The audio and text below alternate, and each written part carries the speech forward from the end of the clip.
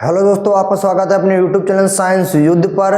तो आज के वीडियो में क्लास 12th की केमिस्ट्री में जो चैप्टर चल रहा था इलेक्ट्रोकेमिस्ट्री विद्युत रसायन, उसके जो टॉपिक थे पूरे कंप्लीट हो गए थे। जितना थ्योरिकल पार्ट था वो सब कंप्लीट करा दिया था और मैंने कल की वीडियो में इस चैप्टर का मोस्ट इम्पोर्टेंट फार्मूला सभी लिखा दिया था।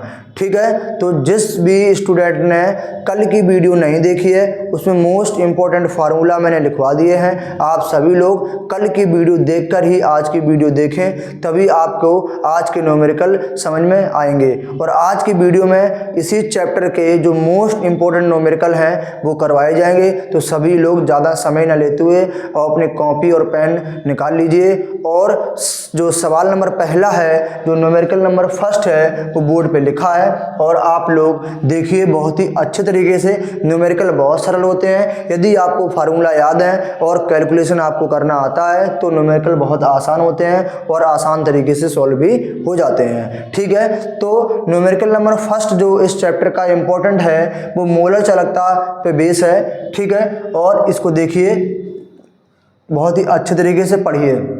यदि आपने न्यूमेरिकल को पढ़ना सीख लिया और समझना सीख लिया कि न्यूमेरिकल में क्या दिया गया है, किसकी वैल्यू दी गई है और किसकी वैल्यू मुझे ज्ञात करनी है, ठीक है, तो आपको न्यूमेरिकल बड़ा आसान लगेगा। यदि आपको यही पता नहीं चलेगा कि सवाल में किसका मान दिया गया है, किसका मान ज्ञात करना है, तो बताइए आप सवाल कैसे लगा पाएंगे? नहीं लगा पाएंगे। और सबसे बड़ी कमी होती है बच्चों की कि बच्चों को कैलकुलेशन नहीं आते हैं। तो जिस बच्चों को कैलकुलेशन नहीं आते हैं वो क्या करें, यूट्यूब पर सर्च कर लें। ठीक है, जो डेसिमल वाले कैलकुलेशन गुणा भाग होते हैं वो बच्चों को नहीं आते हैं, वो कृपया करके मेहनत करिए उस पर और अच्छे तरीके से अपनी कैलकुलेशन मजबूत करिए, तभी ये न्यूमेरिकल आपको आ पाएंगे। ठीक है, तो ज़्यादा समय नहीं लेते हुए अपने वीडियो को स्टार्ट करते हैं। आप सभी लोग सवाल नंबर पहला बोर्ड पे लिखा है उसको पढ़िए बहुत ही अच्छे तरीके से और समझिए। ठीक है, 25 डिग्री सेल्सियस पर 0.2 एम KCl विलयन की विशिष्ट चालकता 0.025 सीमेंस, ये आपका क्या है, सीमेंस है, सीमेंस सेंटीमीटर इनवर्स है। इसकी मोलर चालकता की गणना कीजिए। ठीक है, तो ये आपको न्यूमेरिकल दिया गया है। अब देखिए इसको लगाना कैसे है। जिस प्रकार से मैं बोर्ड पे लगाता हूँ उसी प्रकार से आपको लगाना है। ठीक है, तो पहले क्या करना है, पहले इसमें जो दिया है उसको लिख लीजिए। दिया है, बताइए न्यूमेरिकल में क्या दिया गया है, कह रहा है 25 डिग्री सेल्सियस। अब मुझे इसमें तापमान से कोई मतलब नहीं है तो आप ये तापमान काट दीजिए। ठीक, इससे मुझे कोई लेना देना नहीं है। तो 25 डिग्री सेल्सियस पर 0.2 एम, एम का मतलब हो गया आपका मोलरता, कैपिटल एम दिया गया है तो क्या है, मोलरता बराबर एम बराबर, बताइए कितना दिया गया है, 0.2, कितना दिया है, 0.2। और कह रहा है विलयन की विशिष्ट चालकता, और विशिष्ट चालकता को मैंने बताया है कि कप्पा से प्रकट करते हैं। तो बताइए यहाँ लिख लीजिए आप विशिष्ट चालकता। विशिष्ट चालकता जो आपको दी गई है वो कप्पा बराबर, बताइए कप्पा बराबर कितना दिया गया है, दिया गया आपको 0.025 सीमेंस सेंटीमीटर इनवर्स। ठीक, कह रहा मोलर चालकता की गणना कीजिए। ठीक, अब मोलर चालकता बताइए, यहाँ लिख लीजिए ज्ञात करना है, ज्ञात करना है। ठीक, ज्ञात करना है तो बताइए मोलर चालकता आपको ज्ञात करना है तो क्या लिख लेना है, मोलर चालकता। मोलर चालकता को किससे प्रकट करते हैं, बताइए आप लोगों को पता है ना, किससे करते हैं, लैम्डा एम बराबर क्वेश्चन मार्क। ठीक है, यानी लैम्डा एम इसमें ज्ञात करना है, मोलर चालकता को लैम्डा एम से प्रकट करते हैं। तो देखिए अब हमें ज्ञात करना है मोलर चालकता। अब बताइए आप मोलर चालकता का फार्मूला जानते हैं तो यहाँ आप हेडिंग लगाएंगे। ठीक है, क्या हेडिंग लगाएंगे, हम जानते हैं, हम जानते हैं। ठीक, ये आपको हेडिंग लगाना है। हम जानते हैं, बताइए क्या जानते हैं, लैम्डा एम बराबर, एक आपने कल की वीडियो में पहले ही जो फार्मूला लिखा है उसको पढ़ा है। लैम्डा एम बराबर कप्पा इंटू में 1000 अपॉन में कैपिटल एम। कप्पा बराबर विशिष्ट चालकता, कैपिटल एम बराबर मोलरता। ये मान सभी दिए गए हैं, इस पर आप पुट कर दीजिए और आंसर आपका आ जाएगा। तो देखिए कैसे पुट करते हैं इसको। यहाँ से लैम्डा एम बराबर, बताइए कप्पा का मान कितना दिया है 0.025 अपॉन इंटू में क्या है 1000 है तो 1000 हो जाएगा, और अपॉन में बताइए कैपिटल एम, तो कैपिटल एम का मान कितना दिया है 0.2, तो क्या कर देंगे 0.2। ठीक है, अब देखिए ध्यान से क्या करना है, ये जो आपके 1000 दिए गए हैं, हम क्या करेंगे, अगर ये पॉइंट को हटाएंगे तो नीचे 3 जीरो बढ़ाएंगे। अगर इस पॉइंट को आप हटाओगे तो बताइए क्या होगा, नीचे 3 जीरो बढ़ेंगे, तो सीधा क्या करें, पॉइंट हटा दें और ये 3 जीरो कैंसिल कर दें। ठीक, तो बताइए क्या बचा है, ऊपर बचा है आपका 25, नीचे बचा 0.2। देखिए ध्यान से, लैम्डा एम बराबर 25 अपॉन में 0.2, ये नीचे का पॉइंट हटाइए आप और ऊपर एक जीरो बढ़ाइए, तो कितना हो गया 250 हो गया। ठीक, अब इसको काट दीजिए, बताइए कितने बार जाएगा ये जाएगा यहाँ पे लैम्डा एम बराबर 2 एकम 2, ठीक, और 2 दूनी 4, और यहाँ एक बचा तो क्या हुआ, यहाँ 10 हो गया, 2 पंचे 10, कितना आया 125। लैम्डा एम बराबर कितना आया 125। अब इसका बताइए मात्रक क्या होता है, इसका मात्रक भी लिखना है। इसका मात्रक होता है siemens centimetre inverse mole inverse. क्या होता है, siemens centimetre inverse mole inverse. ये किसका मात्रक होता है, मोलर चालकता का। तो आपका आंसर चुटकियों में आ गया। यदि आपको सवाल में पता है कि दिया क्या गया है और ज्ञात क्या करना है, और जो ज्ञात करना है उसका यदि आपको फार्मूला पता है तो बस फार्मूला पे सभी मान रख दीजिए। इसके बाद में बस बाद में शेष रह जाता है आपका कैलकुलेशन। यदि आपका कैलकुलेशन अच्छा है तो आप चुटकियों में आंसर लगा देंगे, नहीं अच्छा है तो थोड़ा प्रॉब्लम होगा। लेकिन यदि आपको इतना आंसर नहीं करना आता है, अगर इतना भी छोड़ देंगे तब भी आपको क्या हो जाएगा, नंबर मिल जाएगा। ठीक है, तो आप लोग इसका स्क्रीनशॉट ले लीजिए और मैं सवाल नंबर दूसरा आपको बताता हूं। ठीक है,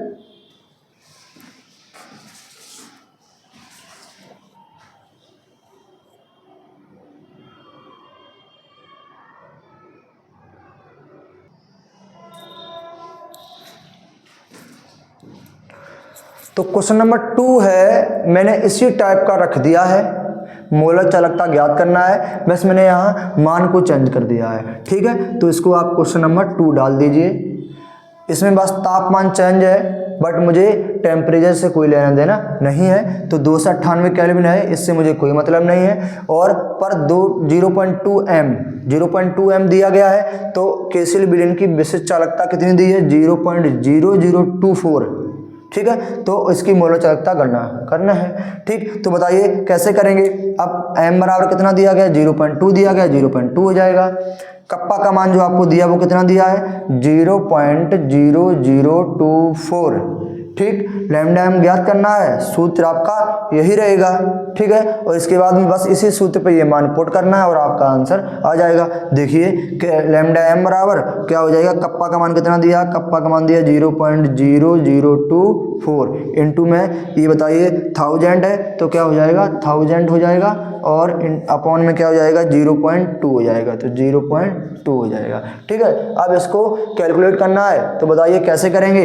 ये वाले 3 जीरो कैंसिल कर दीजिए आप, ये वाले 3 जीरो क्या करेंगे आप कैंसिल करेंगे। इसके बाद में ये जो पॉइंट आपका है वो कहाँ आएगा, जीरो कैंसिल होने के बाद इधर आ जाएगा, 3 अंक इधर खिसक जाएगा। ठीक है, ये दशमलव आपका 3 अंक इधर खिसक जाएगा, क्यों, इसके 3 जीरो कैंसिल हो गए हैं। इसके बाद में अब बताइए क्या बचा है, बचा आपका 2.4 अपॉन में 0.2। अब बताइए यहाँ अंक एक अंक बाद दशमलव है, यहाँ एक अंक बाद दशमलव है, दशमलव क्या हो जाएगा, कैंसिल हो जाएगा। बताइए क्या बचा है आपका लैम्डा एम बराबर, ऊपर आपका बचा है 24 अपॉन नीचे कितना है 2 है, तो कितने बार जाएगा है ना, 12 दूनी 24 हो जाएंगे। तो लैम्डा एम बराबर जो आपका आंसर निकलेगा कितना निकलेगा, 12 निकलेगा, सीमेंस सेंटीमीटर इनवर्स और मोल इनवर्स। ठीक है, कोई दिक्कत देख लीजिएगा, अगर कोई प्रॉब्लम हो रही हो तो बताइए। और ये आपका सेकंड क्वेश्चन था, इसी टाइप का था, इसलिए इसका आप स्क्रीनशॉट ले लीजिए। बढ़ते हैं थर्ड क्वेश्चन की तरफ।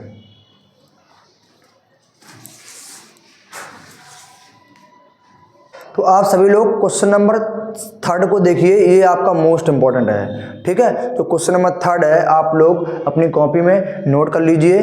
क्या है, सुनिए ध्यान से। डैनियल सेल के लिए मानक इलेक्ट्रोड विभव 1.1 वोल्ट है।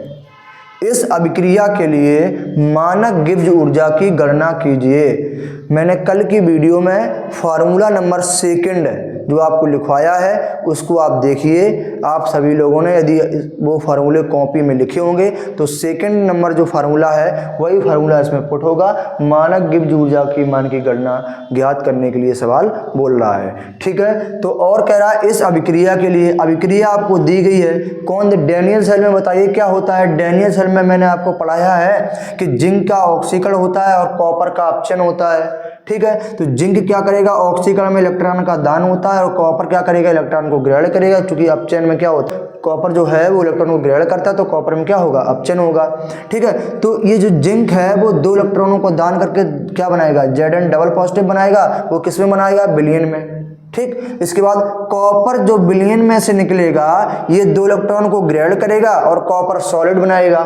ठीक है, ये किस पे बनाएगा, कॉपर की छड़ पर। ठीक, तो बताइए आदान प्रदान कितने इलेक्ट्रॉनों का हो रहा है, 2। तो बताइए यहाँ पे अब n बराबर कितना हो जाएगा, 2 हो जाएगा, क्योंकि 2 इलेक्ट्रॉनों का आदान प्रदान हो रहा है। जिंक 2 इलेक्ट्रॉन को दान कर रहा है और कॉपर 2 इलेक्ट्रॉन को क्या कर रहा है, ग्रहण कर रहा है। तो बताइए इसमें पहले दिया क्या है, सवाल को पढ़िए। कह रहा मानक इलेक्ट्रोड विभव, तो मानक इलेक्ट्रोड विभव क्या होता है, E0। यहाँ लिख लीजिए मानक इलेक्ट्रोड विभव, मानक इलेक्ट्रोड विभव E0 बराबर, बताइए कितना दिया गया है, मानक इलेक्ट्रोड विभव E0 बराबर जो आपको दिया गया है 1.1 वोल्ट। कितना दिया है, 1.1 वोल्ट दिया है। और अब बताइए, अब मुझे n बराबर निकालना है। मानक गिब्स ऊर्जा का सूत्र होता है, बताइए क्या होता है, डेल्टा G0 बराबर -NFE0। तो n बराबर क्या होता है, त्यागे या ग्रहण किए गए इलेक्ट्रॉनों की संख्या। तो बताइए इसमें कितने इलेक्ट्रॉनों का दान हो रहा है, कितने इलेक्ट्रॉन त्यागे जा रहे हैं, 2 त्यागे जा रहे हैं। और ग्रहण भी कितने किए जा रहे हैं, 2 ग्रहण किए जा रहे हैं। तो बताइए इसमें n बराबर कितना हो जाएगा, 2 हो जाएगा। कितना हो जाएगा, 2 हो जाएगा।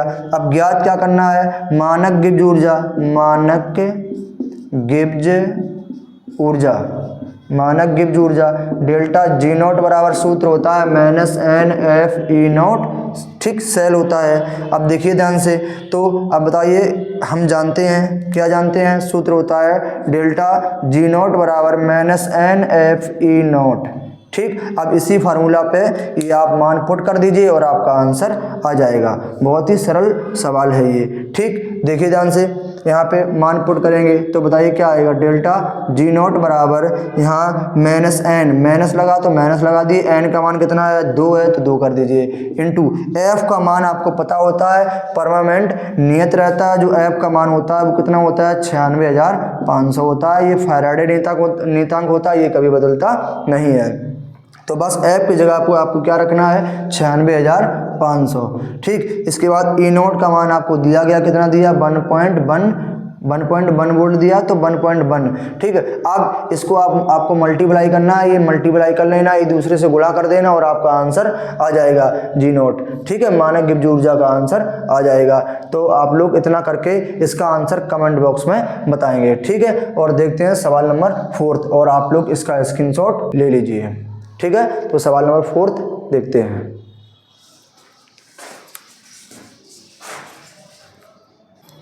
तो क्वेश्चन नंबर 4 आप सभी लोग देखिए, बहुत ही इंपॉर्टेंट ये भी है क्वेश्चन नंबर 4 आपका। ठीक है, मैंने मानक गिब्स ऊर्जा का एक ही सवाल लिया है, कल की वीडियो में मैं मिक्स न्यूमेरिकल करवाऊंगा, तो आप सभी लोग उसमें मानक गिब्स ऊर्जा का दूसरा टाइप भी देखेंगे। ठीक है, तो आज के वीडियो में मैं अलग अलग टाइप से क्वेश्चन करा दे रहा हूं जो इम्पोर्टेंट है। ठीक है। तो ये सवाल नंबर 4 है जो आपका, इसको ध्यान से पढ़िए और बहुत इंपॉर्टेंट है। निम्नलिखित सेल के विद्युत वाहक बल की गणना कीजिए, और जिसमें दिया गया है Zn सॉलिड से Zn डबल पॉजिटिव बन रहा है। मैंने बताया था कि डैनियल सेल में जो जिंक का ऑक्सीकरण होता है तो जिंक सॉलिड से जिंक डबल पॉजिटिव बनता है। कॉपर का क्या होता है, ऑप्शन होता है, तो कॉपर जो है वो 2 इलेक्ट्रॉन को ग्रहण करता है, तो कॉपर जो डबल पॉजिटिव से कॉपर सॉलिड बनता है। जबकि इनके जो इनोड के मान दिए हैं, एनोड और कैथोड के मान क्रमशः दिए गए हैं, वो Zn सॉलिड से Zn डबल पॉजिटिव तथा कॉपर डबल पॉजिटिव से कॉपर सॉलिड के मान क्रमशः कितने दिए गए, -0.76 तथा +0.34 बोल दिया गया है। ठीक है, इसको लिखना है आपको। अब बताइए आपको कैसे पहचानना है कि ये मान जो दिए हैं आपके, किस पर एनोड हो रहा है और किस पर कैथोड हो रहा है। तो पहचानने के लिए सबसे बेस्ट तरीका है, मैंने डैनियल सेल आपको पढ़ाया है। बताइए डैनियल सेल में ऑक्सीकरण किसका होता है, जिंक का। किसका होता है, जिंक का। तो जिंक जो होता है वो क्या होता है, एनोड। यहाँ लिख लीजिए जिंक जो होता है वो क्या होता है, एनोड होता है। ठीक है, और एनोड पे जो होता है, एनोड जो होता है वो माइनस का होता है। किसका होता है, माइनस का। किसमें, डैनियल सेल में। तो माइनस का होता है, सीधी बात है, जिसमें मान दिया है माइनस का वो किसका होगा, एनोड का। तो एनोड का जो मान दिया गया है वो बताइए माइनस कौन है आपका, 0.76। ठीक है, और कैथोड जो होता है डैनियल सेल में वो किसका होता है, प्लस का होता है। तो बताइए इसमें जो मान दिया गया है वो प्लस का क्या दिया है, +0.34 वोल्ट। ठीक, तो बताइए यहाँ कैथोड लिख लीजिए, कैथोड बराबर कितना है, +0.34 वोल्ट। ठीक, ये मान आपको दिया गया है। इसको पहचानने का बहुत ही शानदार तरीका मैंने आपको बता दिया है कि डैनियल सेल को आप याद रखिए। डैनियल सेल में जो क्या होता है, एनोड होता है वो माइनस का होता है, इसलिए माइनस का मान दिया है, और कैथोड जो होता है वो प्लस का होता है, इसलिए मैंने प्लस का मान बता दिया है। ठीक, अब बताइए ये आपको 2 वैल्यू दी गई हैं। इसके बाद फाइंड आउट करना आपको है, बताइए विद्युत वाहक बल। तो यहाँ लिख लीजिए विद्युत वाहक बल। ठीक, जिसे शॉर्ट में कहते हैं EMF, इलेक्ट्रोमोटिव फोर्स। ये आपको फाइंड आउट करना है, ज्ञात करना है। ठीक है, तो देखिए ध्यान से। अब बताइए आप जानते हैं कि विद्युत वाहक बल का सूत्र क्या होता है, यानी EMF बराबर जो फार्मूला होता है, E cathode minus E anode. क्या होता है, E cathode minus E anode. ये आपका विद्युत वाहक बल का फार्मूला होता है। तो ये मान आपको दिए गए, कैथोड और एनोड के आप पुट कर दीजिए, आपका आंसर आ जाएगा। ठीक है, देखिए बहुत ही आसान है, कैसे इसको सॉल्व करेंगे। अब EMF बराबर E कैथोड का मान आपको दिया गया है, कितना है, +0.34। इसके बाद में ये माइनस लगा है, माइनस लगा दीजिए। एनोड का मान कितना दिया गया है, -0.76। कितना है, -0.76। और इसके बाद ये माइनस माइनस क्या हो जाएगा, प्लस हो जाएगा। तो EMF बराबर क्या हो जाएगा, ये हो जाएगा +0.34, ये माइनस माइनस प्लस हो जाएगा, और 0.76। अब आपको सिर्फ ऐड करना है, और आप ऐड कर सकते हैं, बहुत ही सिंपल है। ठीक है, मैं इसको करके बता दे रहा हूँ। EMF बराबर क्या हो जाएगा, इसको आप जोड़ दीजिए, 6 4 10 की 0, और आपकी हासिल हो जाएगी 1। इसके बाद 4 7 3 10 1 11। ठीक है, 11 हो जाएगा। अब बताइए कितने अंक बाद दशमलव लगा है, 1 और 2, तो 2 अंक बाद दशमलव हो जाएगा यहाँ पे। तो बताइए इसका मान कितना निकला है, EMF बराबर जो निकला है 1.10 वोल्ट। ठीक है, ये मान विद्युत वाहक बल का निकला है, और बहुत ही सरल क्वेश्चन था। यदि आपको क्वेश्चन को पढ़ना आता है तो बहुत ही सरल क्वेश्चन होते हैं केमिस्ट्री में, और यदि आपको फार्मूला याद है तो आप बस सीधे फार्मूला पे मान रखिए, और आपका कैलकुलेशन अगर अच्छा है, बहुत ही अच्छा है, तो आप चुटकियों में आंसर निकाल देंगे। तो क्वेश्चन नंबर 4 आप इसका स्क्रीनशॉट ले लीजिए। मैंने बहुत ही बेहतरीन तरीके से आपको न्यूमेरिकल लगवा दिए आज के। और यदि वीडियो पसंद आई हो तो वीडियो को लाइक करें और शेयर करें, कमेंट जरूर करें, और यदि मेरे चैनल पर नए हो तो चैनल को सब्सक्राइब कर लें, और मेरे यूट्यूब को सपोर्ट करिए, जिससे मुझे मोटिवेशन मिले, मैं आपके लिए बेहतर कंटेंट के साथ और ट्रिक के साथ आपके लिए वीडियो बनाता रहूँ और यूट्यूब पर अपलोड करता रहूँ। मिलते हैं नेक्स्ट वीडियो में न्यूमेरिकल के पार्ट 2 के साथ। जय हिंद।